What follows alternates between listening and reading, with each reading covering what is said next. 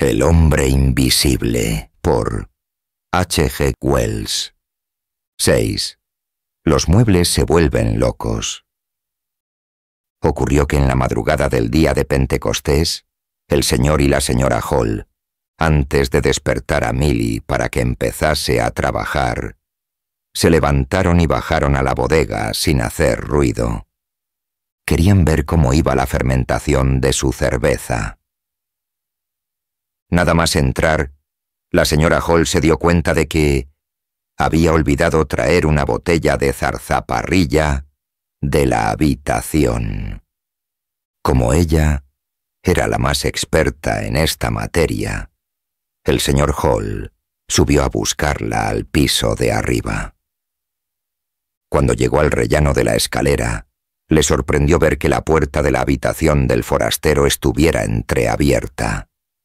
El señor Hall fue a su habitación y encontró la botella donde su mujer le había dicho. Al volver con la botella, observó que los cerrojos de la puerta principal estaban descorridos y que ésta estaba cerrada solo con el pestillo.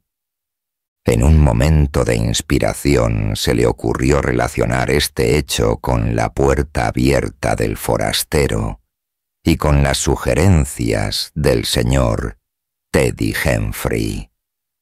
Recordó además claramente cómo sostenía una lámpara mientras el señor Hall corría los cerrojos la noche anterior.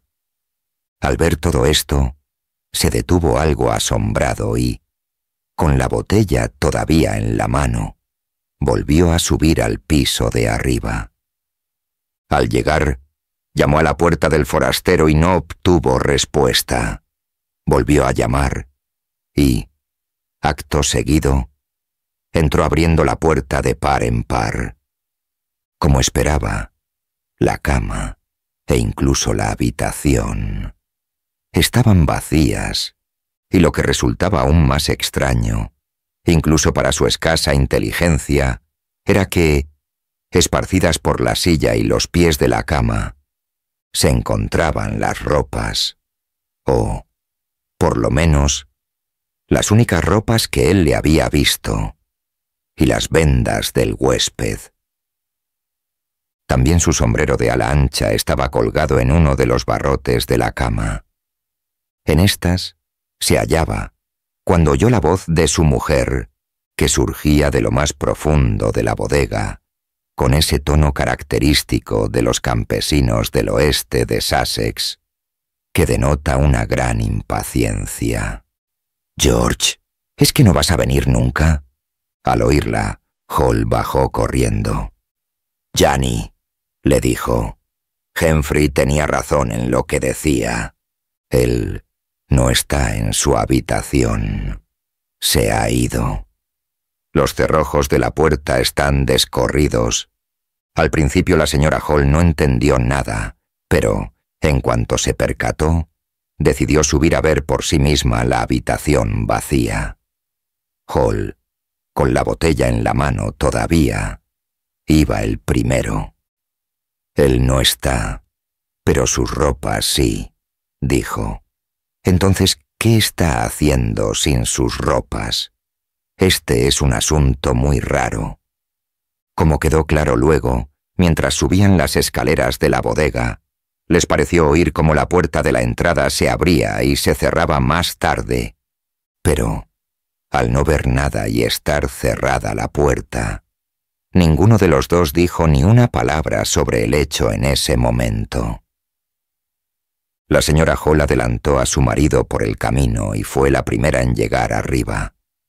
En ese momento alguien estornudó. Hall, que iba unos pasos detrás de su esposa, pensó que era ella la que había estornudado, pues iba delante, y ella tuvo la impresión de que había sido él el que lo había hecho. La señora Hall abrió la puerta de la habitación y, al verla, comentó: «Qué curioso es todo esto». De pronto le pareció escuchar una respiración justo detrás de ella, y al volverse, se quedó muy sorprendida, ya que su marido se encontraba a unos 12 pasos ya, en el último escalón de la escalera. Solo al cabo de un minuto estuvo a su lado. Ella se adelantó y tocó la almohada y debajo de la ropa. «Están frías», dijo. «Ha debido levantarse hace más de una hora». Cuando decía esto, tuvo lugar un hecho extremadamente raro. Las sábanas empezaron a moverse ellas solas, formando una especie de pico que cayó a los pies de la cama. Fue como si alguien las hubiera agarrado por el centro y las hubiese echado a un lado de la cama. Inmediatamente después, el sombrero se descolgó del barrote de la cama y, describiendo un semicírculo en el aire, fue a parar a la cara de la señora Hall. Después, y con la misma rapidez, saltó la esponja del lavabo, y luego una silla, tirando los pantalones y el abrigo del forastero a un lado, y riéndose secamente con un tono muy parecido al del forastero, dirigiendo sus 4 patas hacia la señora Hall, y, como si por un momento quisiera afinar la puntería, se lanzó contra ella. La señora Hall gritó y se dio la vuelta, y entonces la silla apoyó sus patas suave pero firmemente en su espalda y les obligó a ella y a su marido a salir de la habitación. Acto seguido, la puerta se cerró con fuerza y alguien echó la llave. Durante un momento pareció que la silla y la cama estaban ejecutando la danza del triunfo y, de repente, todo quedó en silencio. La señora Hall, medio desmayada, cayó en brazos de su marido en el rellano de la escalera. El señor Hall y Milly, que se había despertado al escuchar los gritos, no sin dificultad, lograron finalmente llevarla abajo y aplicarle lo acostumbrado en estos casos. «Son espíritus», decía la señora Hall. «Estoy segura de que son espíritus. Lo he leído en los periódicos. Mesas y sillas que dan brincos y bailan». «Toma un poco más, Janny», dijo el señor Hall. «Te ayudará a calmarte». «Echadle fuera», siguió diciendo la señora Hall. «No dejéis que vuelva. Debí haberlo sospechado, debí haberlo sabido. Con esos ojos fuera de las órbitas y esa cabeza, y sin ir a misa los domingos, y todas esas botellas más de las que alguien pueda tener, ha metido los espíritus en mis muebles. Mis pobres muebles. En esa misma silla mi madre solía sentarse cuando yo era solo una niña. Y pensar que ahora se ha levantado contra mí». «Solo una gota más, Janny», le repetía el señor Hall. «Tienes los nervios destrozados». Cuando lucían los primeros rayos de sol, enviaron a Milly al otro lado de la calle para que despertara al señor Sandy Wadgers, el herrero.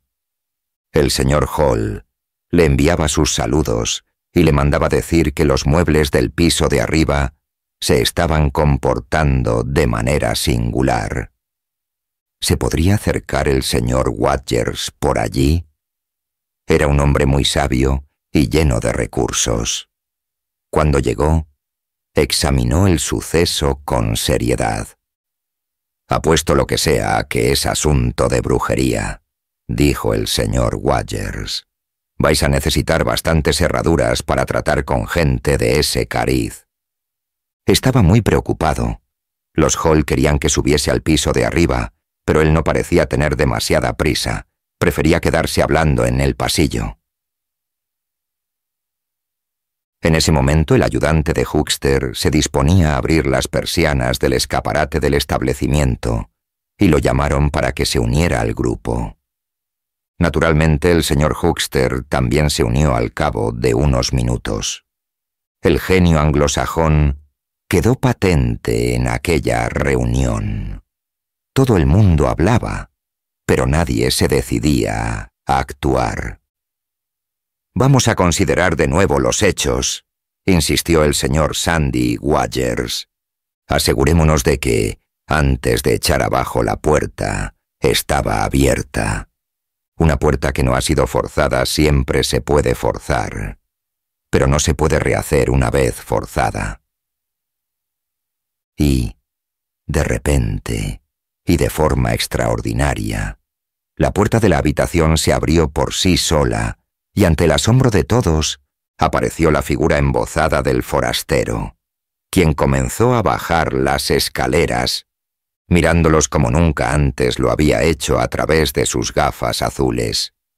Empezó a bajar rígida y lentamente, sin dejar de mirarlos en ningún momento. Recorrió el pasillo y después se detuvo. «Miren allí», dijo, y sus miradas siguieron la dirección que les indicaba aquel dedo enguantado, hasta fijarse en una botella de zarzaparrilla que se encontraba en la puerta de la bodega. Después entró en el salón y les cerró la puerta en las narices, airado. No se escuchó ni una palabra hasta que se extinguieron los últimos ecos del portazo. Se miraron unos a otros. «Que me cuelguen, si esto no es demasiado», dijo el señor Waters, dejando la alternativa en el aire. «Yo iría y le pediría una explicación», le dijo al señor Hall. Les llevó algún tiempo convencer al marido de la posadera para que se atreviese a hacerlo. Cuando lo lograron, éste llamó a la puerta, la abrió y solo acertó a decir: «Perdone, váyase al diablo», le dijo a voces el forastero. «Y cierre la puerta cuando salga», añadió, dando por terminada la conversación con estas últimas palabras. Espero que hayas disfrutado de esta narración. Si te ha gustado, suscríbete al canal y activa la campanita para no perderte nuestras próximas historias. El próximo capítulo te sorprenderá con giros inesperados y más misterio. No querrás perderte lo que está por venir. Cuéntame en los comentarios qué opinas del relato y qué historia te gustaría escuchar a continuación.